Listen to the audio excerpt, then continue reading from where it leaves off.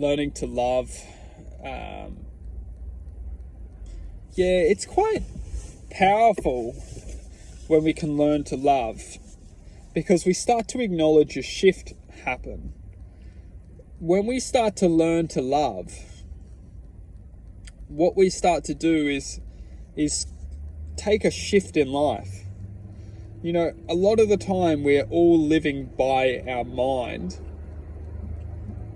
Our minds are always telling us what we should do, when we should do it, why we should do it, how we should do it.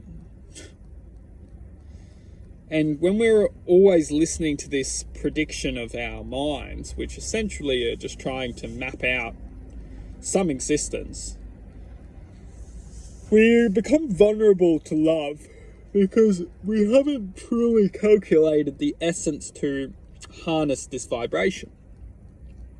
So when we do find love, if we haven't harnessed essentially to handle this vibration, we'll experience this vibration, but it's too powerful for our existence. A lot of us, if we truly dedicate commitment and loyalty and respect and honor and integrity, all these, principles that we can all learn to cherish and handle this vibration, we'll all start to come to its strength and come to its power. But if we essentially just live our promoted lives thinking that we'll just be able to handle love, good God, no wonder this world is suffering from so much heartbreak and so much distortion to love. It's because we're never taught how to handle the vibration in the first place.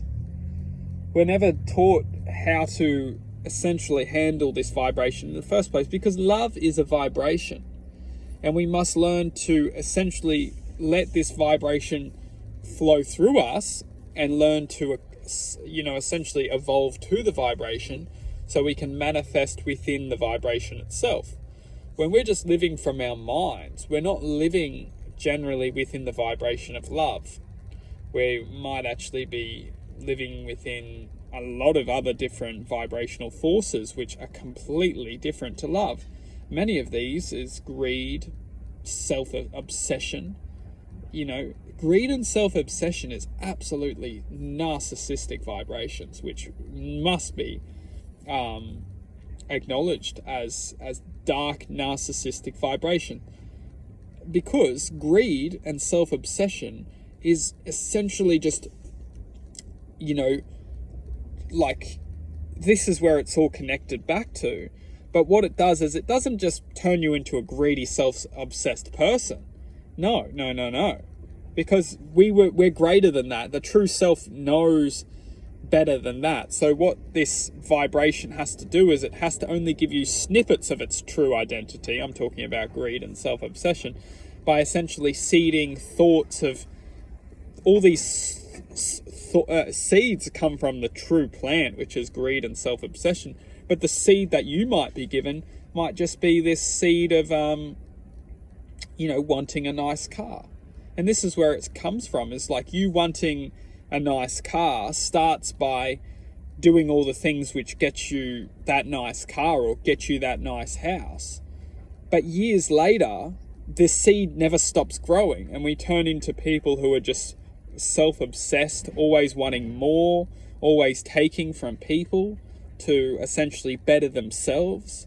So it doesn't start by this wicked, evil, self-obsessed, narcissistic person, but it has to start somewhere. And it might start just by convincing a thought like, I'm going to get this nice car, I deserve it, no one can tell me different, which is true. But where do we find that balance and say, hang on a second, if I keep going down this path, where does it end? And a lot of the time we don't understand it until we truly acknowledge, like, shit, look how far I've come, and look how far I'm disconnected from my true self. Because the true self is love and acceptance. And accepting that love is the most important thing in life. Otherwise we'll be left empty and feeling completely disconnected.